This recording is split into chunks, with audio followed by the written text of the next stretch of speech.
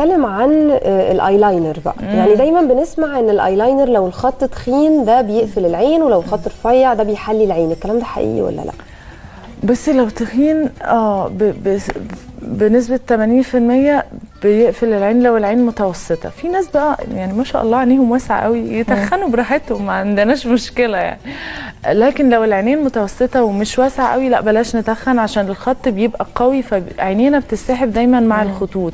هنبقى باصين على خط العين والعينين بتبقى مش باينة جنبه. الوينجد ايلاينر اللي هو طالع بره ومسحوب بطريقة مبالغ فيها نوعا ما، ده موضة جدا.